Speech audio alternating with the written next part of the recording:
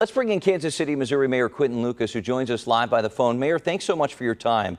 First off, we saw an afternoon of demonstrations that escalated as they went into the night. What we saw yesterday was much more chaotic, you could say, than Friday's protest.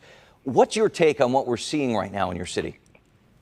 Well, first of all, I think when we look at the people that are cleaning up debris this morning, the folks that are saying we want to bring our community together, you're seeing the essence and the spirit of Kansas City.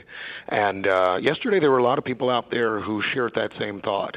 Unfortunately, there were a group of folks that I think were inclined to try to escalate last night, who were the ones that were throwing frozen bottles of water at Kansas City, Missouri police officers.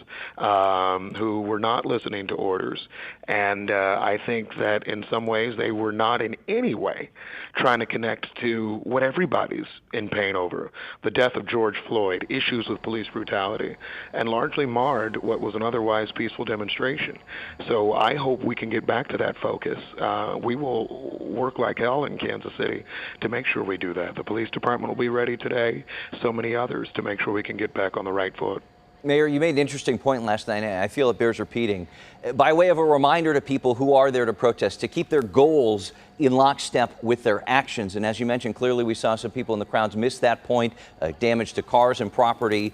Police had objects thrown at them. What's your message to protesters today? My message to protesters is let's make sure that your message is heard. This morning, right, I've actually been watching you guys all morning. I watched Good Morning America this morning. What was talked about? Not really George Floyd. Not really how we can make our communities more just. Not how black men can feel more comfortable walking the streets of our society. No, we're talking about broken glass. We're talking about fires. We're talking about arrests. We're talking about tear gas. And I think any protester today here in Kansas City or anywhere else has a choice. Do we want the conversation on Monday morning to be the same thing?